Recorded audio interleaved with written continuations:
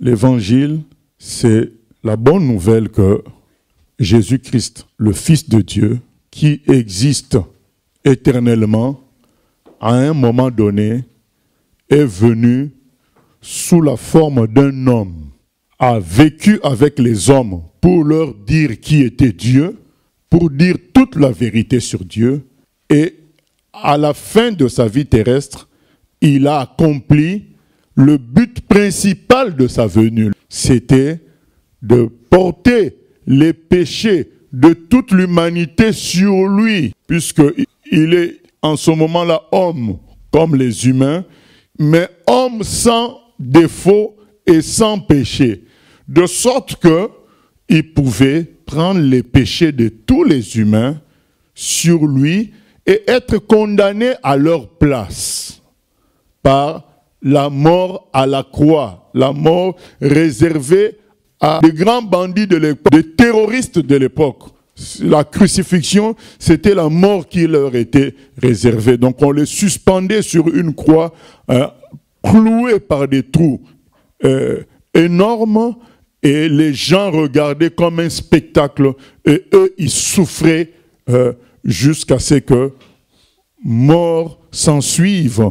Et parfois, on brisait leurs jambes pour accélérer leur mort parce que les gens avaient quand même pitié de leur souffrance, tellement c'était horrible. Voilà l'évangile. C'est que vous et moi, et ayant le péché en nous, nous sommes destinés à la condamnation éternelle. Puisqu'on est des êtres éternels, on ne peut pas que disparaître. La mort physique n'est pas la fin d'un homme. Il y a une suite. Son âme vit encore. Et c'est cette suite-là qui allait être éternellement dans la souffrance.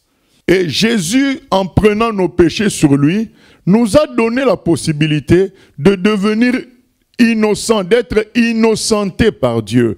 De sorte que quand maintenant nous nous trouvons face au jugement de Dieu, nous pouvons dire: mes péchés ont été pris par Jésus et il en a subi la condamnation à ma place. C'est-à-dire que Jésus prend nos péchés et il nous donne sa justice. Nous ne sommes pas sauvés à cause de notre bon comportement, mais parce que nous sommes entrés en lui, en Jésus. Et ça se passe à travers un contrat personnel que tu fais avec lui, où tu reconnais que tu t'es mal comporté, que tu n'es pas bon et que tu sens que le jugement tombera sur toi, et tu lui demandes le pardon de tes péchés et la fusion avec lui, l'unité avec lui, pour vivre comme lui sur terre et entrer avec lui au ciel.